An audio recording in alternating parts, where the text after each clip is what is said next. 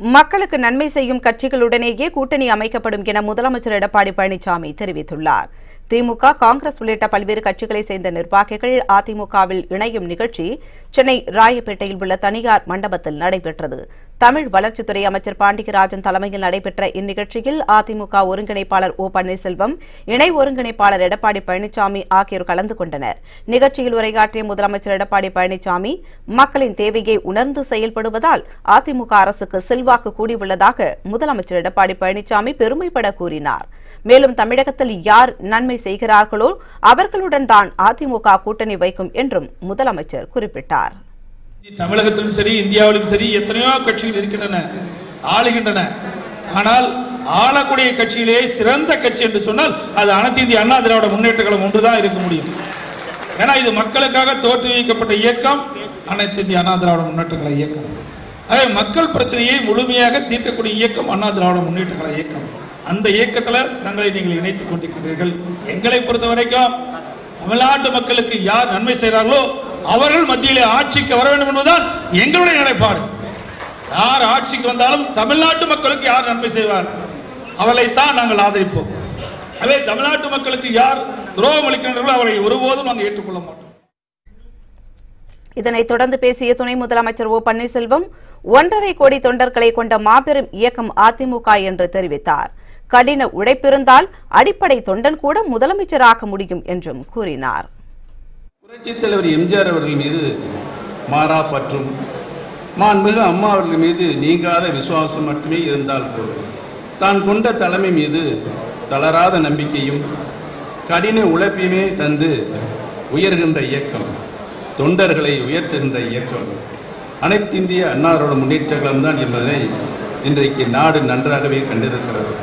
கடின உழைப்பும் தலைமை மீது விசுவாசமும் இருந்தால் எந்த ஒரு சாதாரண தொண்டனும் கட்சியின் தலைமை பொறுப்புகளுக்கு வர முடியும், ஏன் முதலமைச்சராக கூட ஆக முடியும்.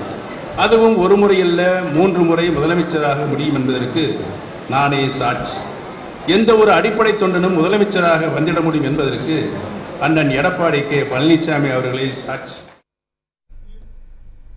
சென்னையில் 13 வயது சிறுமி பாலியல் வன்கொடுமை செய்யப்பட்ட வழக்கில் குற்றம் சாட்டப்பட்ட 16 பேர் மீதான குண்டர் சட்டம் ரத்து செய்யப்பட்டுள்ளது.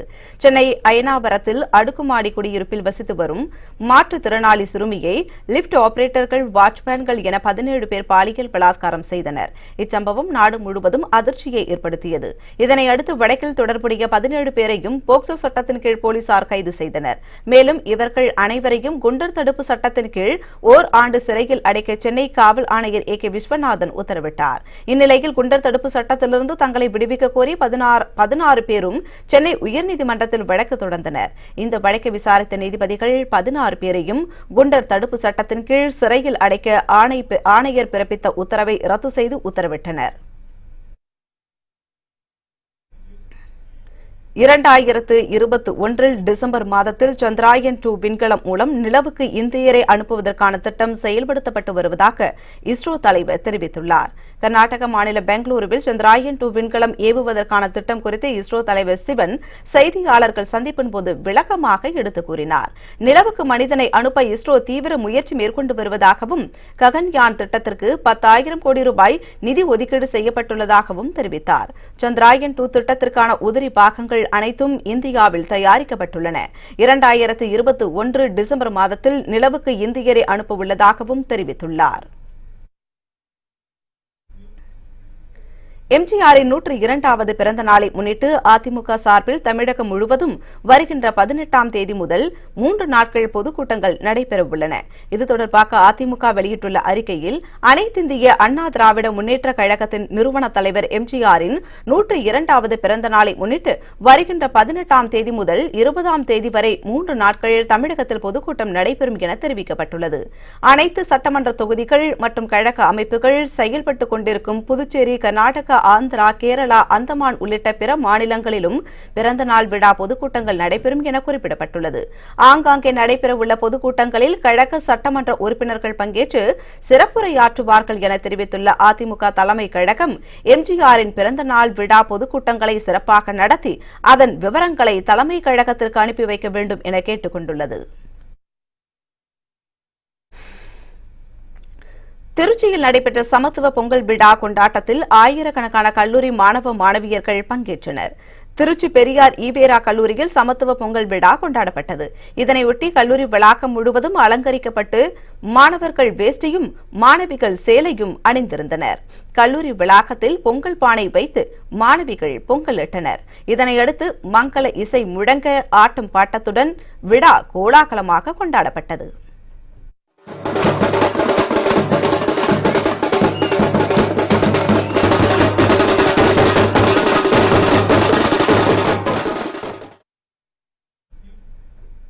வடமாநிலங்களில் தற்போது குளிர் வாட்டி வருகிறது. டெல்லியில் இன்று காலை 4.8 டிகிரியாக வெப்பநிலை பதிவாகியுள்ளது.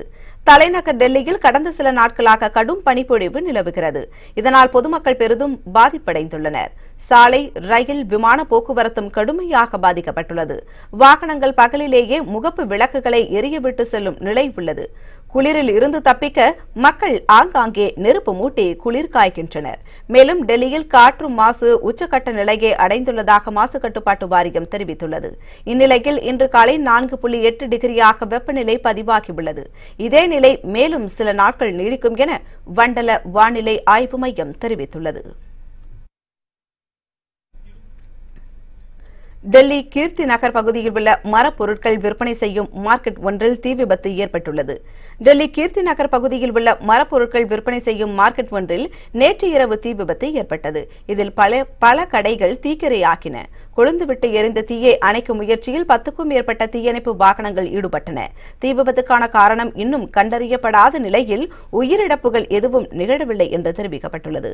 பல லட்சம் ரூபாய் மதிப்பிலான பொருட்கள் தீயில் எரிந்து சாம்பலாக்கின. தமிழகம் முழுவதும் பல்வேறு நலத்திட்டங்களை முதலமைச்சர் எடப்பாடி பழனிசாமி காணொலி காட்சி மூலம் தொடங்கி வைத்தார். திண்டுக்கல் மாநகராட்சியில் குடிநீர் அபிவிருத்தி திட்டத்தை முதலமைச்சர் எடப்பாடி பழனிசாமி சென்னை தலைமைச் செயலகத்திலிருந்து காணொலி காட்சி மூலம் தொடங்கி வைத்தார். தொடர்ந்து தஞ்சை, தேனி, காஞ்சிபுரம், ராமநாதபுரம் ஆகிய மாவட்டங்களில் நகராட்சி நிர்வாகம் சார்பில் 6 திட்டப்பணிகளையும், தேனி மாவட்டத்தில் 2 குடிநீர் திட்டங்களையும் அவர் திறந்து வைத்தார். சென்னை மயிலாப்பூர் கபாலீஸ்வரர் கோவிலில் அதிநவீன திருமண மண்டபம் மற்றும் திருவண்ணாமலை சோமாசிபாடி கிராமத்தில் உள்ள பாலசுப்ரமணிய சுவாமி கோவிலில் அன்னதான கூடத்தையும் காணொலி மூலம் திறந்து வைத்த முதலமைச்சர் திருவண்ணாமலை, திருவாரூர், காஞ்சிபுரம், நாகப்பட்டினம் ஆகிய மாவட்டங்களில் உள்ள கோவில்களில் புதிதாக மேற்கொள்ளப்பட உள்ள கட்டிட பணிகளுக்கும் அடிக்கல் நாட்டினார். ஊரக வளர்ச்சித்துறை சார்பில் காஞ்சிபுரம் மாவட்டம் எடையாத்தூர் ஊராட்சியில் பாலாற்றின் குறுக்கே கட்டப்பட்டுள்ள உயர்மட்ட பாலத்தினை முதலமைச்சர் எடப்பாடி பழனிசாமி காணொலி மூலம் திறந்து வைத்தார். மேலும் சென்னை மதுரவாயிலில் கட்டப்பட்டுள்ள ஊரக வளர்ச்சி மற்றும் ஊராட்சித்துறை அலுவலர்களுக்கான அடுக்குமாடி குடியிருப்பு கட்டிடம், அரியலூர் ஊராட்சி ஒன்றியம் கள்ளக்குடி வைப்பம் சாலையில் கட்டப்பட்டுள்ள சிறுபாலம், திருச்சிராப்பள்ளி மாவட்டம் காஜாமலை பகுதியில் ஊரக வளர்ச்சி முகமை திட்ட இயக்குநருக்கான கட்டப்பட உள்ள குடியிருப்பு கட்டிடம், அரியலூர் மாவட்டம் தாப்பழூர் ஊராட்சி ஒன்றியம் சுத்தமல்லி வடகடல் சாலையில் கட்டப்பட உள்ள உயர்மட்ட பாலம் ஆகியவற்றிற்கும் அடிக்கல் நாட்டினார். காவிரிப்பட்டினம் நகர வியாபாரிகள் மற்றும் பொதுமக்கள் சார்பில் காவிரிப்பட்டினம் அரசு மருத்துவமனைக்கு அன்பளிப்பாக வழங்கப்பட்ட ஆம்புலன்ஸ் வாகனத்தை முதலமைச்சர் எடப்பாடி பழனிசாமி கொடியசைத்து துவக்கி வைத்தார். கிருஷ்ணகிரி மாவட்டத்தில் உள்ள அனைத்து அரசு மருத்துவமனைகளுக்கும் காவிரிப்பட்டினம் நகர வியாபாரிகள் மற்றும் பொதுமக்கள் சார்பில் இலவசமாக போர்வைகள் வழங்கும் பணியை முதலமைச்சர் பழனிசாமி தொடங்கி வைத்தார். வணக்கம். மாலை முரசு செய்திகளை விரிவாக பார்ப்பதற்கு முன் தலைப்புச் செய்திகளை பார்க்கலாம். சர்க்கரை குடும்ப அட்டைதாரர்களுக்கும் 1000 ரூபாய் வழங்க உயர்நீதிமன்றம் அனுமதி. பொங்கல் பரிசு வழக்கு தொடர்பாக உச்சநீதிமன்றத்தில் தமிழக அரசு கேவியட் மனு தாக்கல். ஊதிய முரண்பாடுகளை களைய கோரி திட்டமிட்டபடி ஜனவரி 22ஆம் தேதி முதல் வேலை நிறுத்தம். நீதிமன்றத்திற்கு அளித்த உத்தரவாதத்தை திரும்ப பெற்றது ஜாக்டோ ஜியோ. மோடி தலைமையிலான பாஜகவுடன் கூட்டணி இல்லை என ஸ்டாலின் அறிவிப்பு. திமுகவை மோடி அழைக்கவே இல்லை என தமிழிசை பதிலடி.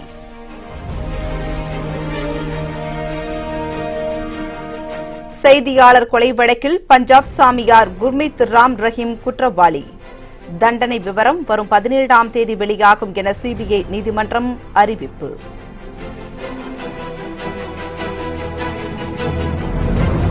பதவி விலகினார் முன்னாள் சிபிஐ இயக்குநர் அலோக் வர்மா. மத்திய அரசு வழங்கிய பதவியை ஏற்க மறுத்து அதிரடி முடிவு. இனி விரிவான செய்திகளை பார்க்கலாம். சர்க்கரை காற்றுதாரர்களுக்கு 1000 ரூபாய் வழங்கலாம் என சென்னை உயர்நீதிமன்றம் அனுமதி வழங்கியுள்ளது. இந்த வழக்கு தொடர்பாக உச்சநீதிமன்றத்தில் தமிழக அரசு கேவியட் மனுவும் தாக்கல் செய்துள்ளது.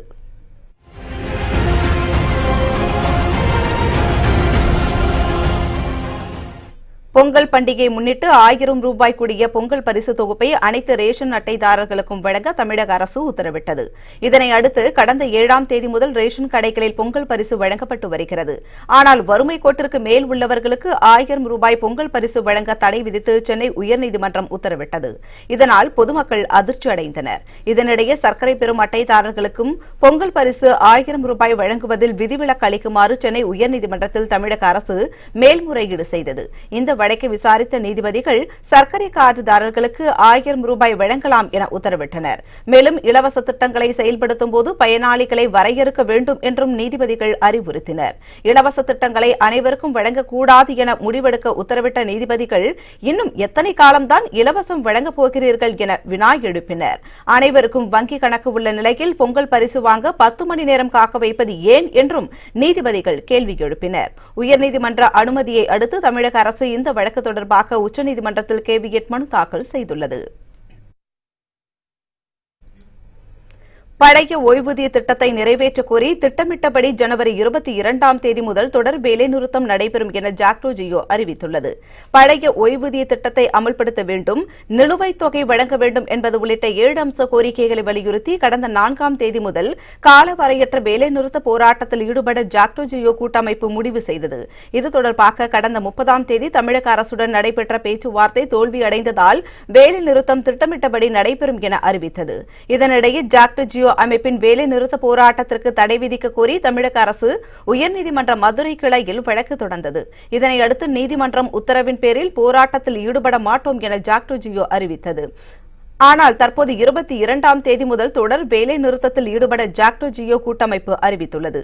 அரசு தரப்பு தொடர்ந்து அவகாசம் கேட்டு இழுத்தடிப்பதால் மீண்டும் வேலை நிறுத்தத்தில் ஈடுபட முடிவு செய்யப்பட்டுள்ளது. இதனால் உயர்நீதிமன்றத்தில் அளித்த உத்தரவாதத்தையும் ஜாக்டோ ஜியோ திரும்பப் பெற்றது. மோடி தலைமையிலான பாஜகவுடன் ஒருபோதும் திமுக கூட்டணி அமைக்காது என அக்கட்சியின் தலைவர் மு க ஸ்டாலின் திட்டவட்டமாக தெரிவித்துள்ளார். இது தொடர்பாக அவர் வெளியிட்டுள்ள அறிக்கையில் 4.5 ஆண்டு ஆட்சியில் இந்திய ஒருமைப்பாட்டினை பலப்படுத்தவோ வலுப்படுத்தவோ இயலாமல் சமூக நீதியை குடி தோண்டி புதைக்கும் பிரதமர் மோடியுடன் முன்னாள் பிரதமர் வாஜ்பாயை ஒப்பிடுவது வேடிக்கையாக உள்ளது என குறிப்பிட்டுள்ளார். நாட்டின் வளர்ச்சிக்கு ஒரு நிலையான ஆட்சி தேவை என்ற உன்னத நோக்கத்திற்காகவே தேசிய ஜனநாயக கூட்டணியில் குறைந்தபட்ச செயல்திட்டம் உருவாக்கிய வாஜ்பாயுடன் திமுக கூட்டணி வைத்ததாகவும் ஸ்டாலின் சுட்டிக்காட்டியுள்ளார். பின்னர் மதவாத குரல்கள் எழுந்தவுடன் பாஜக கூட்டணியிலிருந்து துணிச்சலுடன் திமுக வெளியேறிவிட்டதாகவும் அவர் தெரிவித்துள்ளார். பன்முகத்தன்மை கொண்ட இந்தியாவை போற்றி பாதுகாக்க தவறிய மோடி ஆட்சியில் எப்போதும் இல்லாத அளவிற்கு தமிழக உரிமைகள் பறிக்கப்பட்டுள்ளதாகவும் ஸ்டாலின் குற்றம் சாட்டியுள்ளார். எனவே மோடி தலைமையிலான பாஜகவுடன் ஒருபோதும் திமுக கூட்டணி அமைக்காது என திட்டவட்டமாக தெரிவித்துள்ளார். திமுகவை பிரதமர் அழைக்கவில்லை என தமிழக பாஜக தலைவர் தமிழிசை பதிலடி கொடுத்துள்ளார். டெல்லியில் செய்தியாளர்களுக்கு பேட்டியளித்த அவர் பாஜகவுடன் கூட்டணி அமைக்க ஸ்டாலினுக்கு ஏன் ஆசை வருகிறது என்றும் அவர் கேள்வி விடுத்துள்ளார். மோடி மரியாதைக்குரிய பாரத பிரதமர் மோடி ஆப்ஷன்ஸ் ஓபனா இருக்குன்றதுன்னா எல்லாருக்கும் ஓபனா இருக்குன்னு அவர் சொல்றாருன்றது ஒன்று. இன்னொன்று, ஏன் அண்ணன் ஸ்டாலினே இப்படி நினைச்சுக்கிறாரு, நம்மளதான் கூப்பிடுறாங்களா, உள்ளுக்குள்ள அவருக்கு என்ன உணர்வு இருக்குன்னு எனக்கு தெரியல. ஒரு சாதாரண தொண்டர் கேட்டாரு, நானும் தான் அந்த கூட்டத்துல இருந்தேன், இத மாதிரி கூட்டணி பேச்சுவார்த்தைகள்லாம் நடக்குது, ஒரு யூகங்கள் எங்களுக்கு தெரிகிறது என்று சொல்லும் பொழுது தெளிவாக பாரத பிரதமர் சொன்னது, ஒன்று, நமக்கு ஏற்கனவே கூட்டணி அமைப்பதற்கான வழிகாட்டு முறையை வாஜ்பாய் அவர்கள் நமக்கு கொடுத்திருக்கிறார்கள். அதே மாதிரி 2, இப்பொழுதுக்கு அதை பற்றி நீங்க எல்லாம் கவலைப்பட வேணாம், நம்ம கூட்டணி அமைப்போம், ஆனா நீங்க எல்லாரும் அடிமட்ட வேலையை செய்யுங்க, திட்டங்களை மக்களிடம் எடுத்து செல்லுங்கள், எல்லாவற்றையும் விட பெரிய கூட்டணி மக்களுக்கான கூட்டணி, மக்களோடு உள்ள கூட்டணி அப்படின்னு சொன்னார். செய்தியாளர் கொலை வழக்கில் பிரபல சாமியார் குர்மீத் ராம் ரஹீம் குற்றவாளி என சிபிஐ சிறப்பு நீதிமன்றம் தீர்ப்பளித்துள்ளது. பஞ்சாபில் மிகவும் பிரபலமானவர் சாமியார் குர்தீப் ராம் ரஹீம். இவர் மீது பெண்களிடம் பாலியல் வன்செயலில் ஈடுபட்டது உள்ளிட்ட பல்வேறு குற்றச்சாட்டுகளின் அடிப்படையில் கைது செய்யப்பட்டு சிறையில் உள்ளார். தேரா சச்சா என்ற சீக்கிய அமைப்பின் தலைவரான குர்மித் ராம் ரஹீம் தொடர்பான உண்மை செய்திகளை வெளியிட்ட செய்தியாளர் ராம் சந்தர் சத்ரபதி கடந்த 2002ஆம் ஆண்டு சுட்டுக் கொல்லப்பட்டார். இந்த கொலையில் சாமியாருக்கு தொடர்பு இருப்பதாக குற்றச்சாட்டு எழுந்தது. இது தொடர்பாக குர்மித் ராம் ரஹீம், ரகுர்தீப், நிர்மல், கிருஷன்லால் ஆகிய 4 பேர் மீது வழக்கு தொடரப்பட்டது. இந்த வழக்கு பஞ்ச்குலா சிபிஐ சிறப்பு நீதிமன்றத்தில் நடைபெற்று வந்தது. இதில் இன்று சாமியாரை குற்றவாளி என நீதிபதிகள் அறிவித்தனர். மேலும் வருகிற 17ஆம் தேதி தண்டனை விவரங்கள் அறிவிக்கப்படும் என நீதிபதிகள் அறிவித்துள்ளனர். தீர்ப்பு அறிவிப்பால் சாமியார் ஆதரவாளர்கள் வன்முறையில் ஈடுபடக்கூடும் என்ற அச்சத்தால் பல்வேறு இடங்களில் போலீசார் கூடுதலாக குவிக்கப்பட்டுள்ளனர்.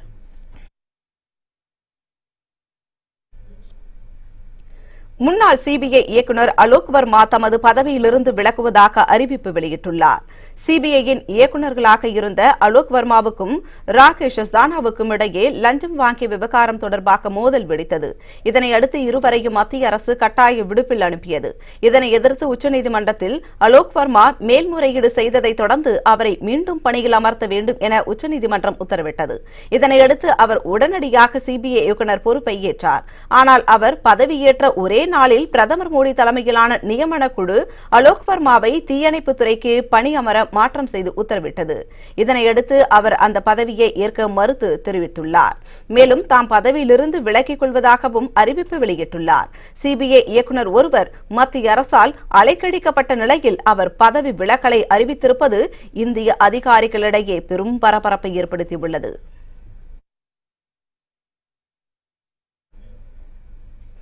சிபிஐ அமைப்பின் சிறப்பு இயக்குநர் ராகேஷ் அஸ்தானாவின் மனுவை டெல்லி உயர்நீதிமன்றம் தள்ளுபடி செய்துள்ளது.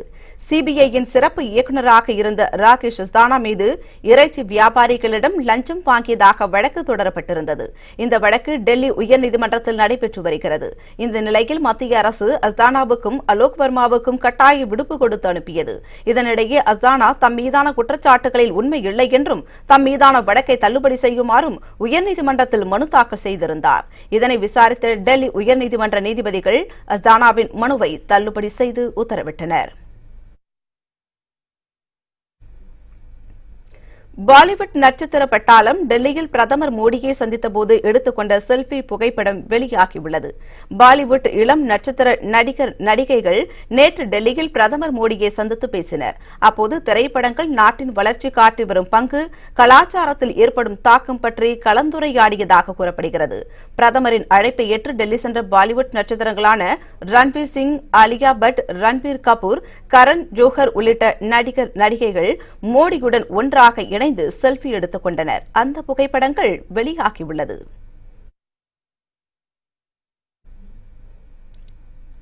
பாஜக தேசிய கவுன்சிலின் 2ஆம் நாள் கூட்டம் அக்கட்சியின் தலைவர் அமித்ஷா தலைமையில் இன்று தொடங்கியது.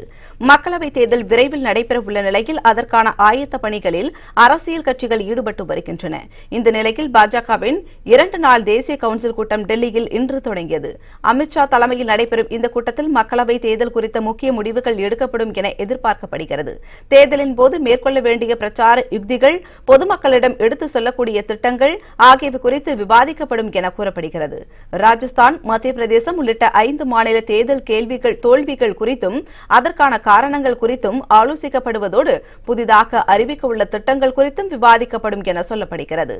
இந்த கூட்டத்தில் பிரதமர் மோடி நாளை உரையாற்றுவார் என பாஜக தரப்பில் தெரிவிக்கப்பட்டுள்ளது.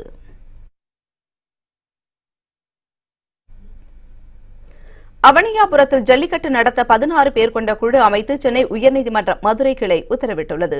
ஆண்டுதோறும் பொங்கல் பண்டிகையொட்டி தமிழகத்தின் பல்வேறு மாவட்டங்களில் ஜல்லிக்கட்டு போட்டி நடைபெறுவது வழக்கம். அதன்படி இந்த ஆண்டு ஜனவரி 15ஆம் தேதி அவனியாபுரத்திலும், 16ஆம் தேதி பாலமேட்டிலும், 17ஆம் தேதி அலங்காநல்லூரிலும் ஜல்லிக்கட்டு போட்டிகள் நடத்துவதற்கு அனுமதி வழங்கி தமிழக அரசு அரசாணை வெளியிட்டது.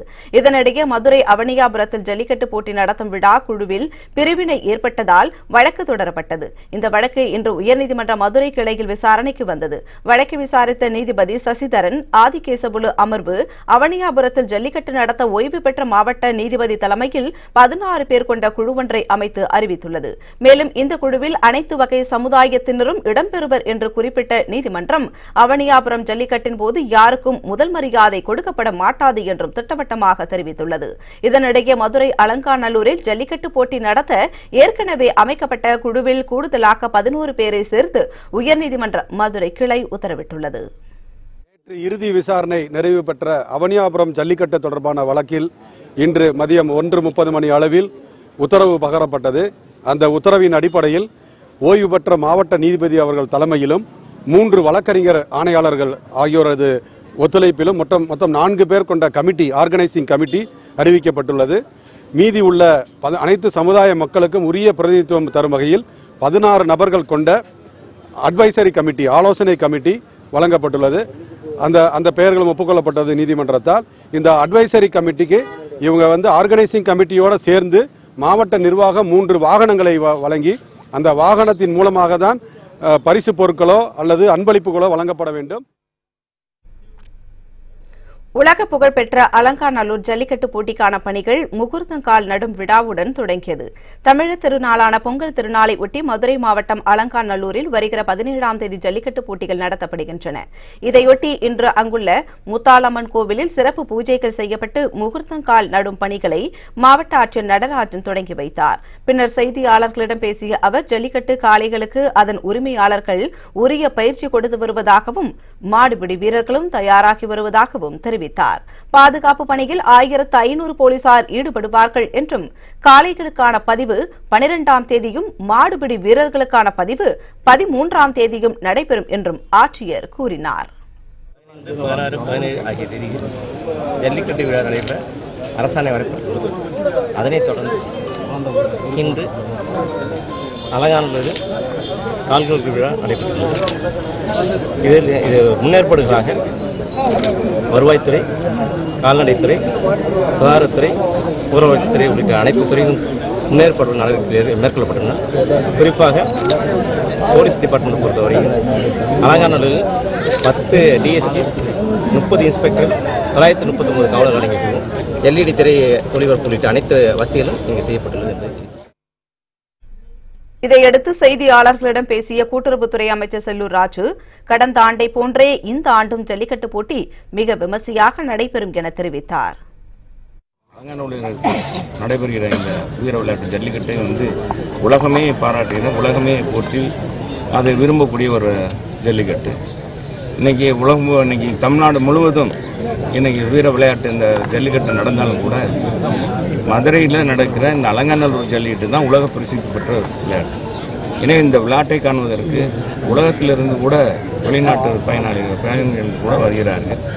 எனவே அதே மாதிரி இந்த விளையாட்டை பொறுத்தளவுக்கு அரசு மிக சிறப்பான முறையில் நடத்த உத்தேசித்து இன்னைக்கு நம்முடைய முதலமைச்சருடைய ஆணைக்கிணங்க, துணை முதலமைச்சருடைய ஆணைக்கிணங்க மாவட்ட ஆட்சித்தலைவர் விரிவாகவும், மாவட்ட ஆட்சித்தலைவரும் மாவட்ட கண்காணிப்பாளர் விரிவாக இன்றைக்கு அத்தனை பணிகளையும் சிறப்பாக எடுத்திருக்கிறார்கள்.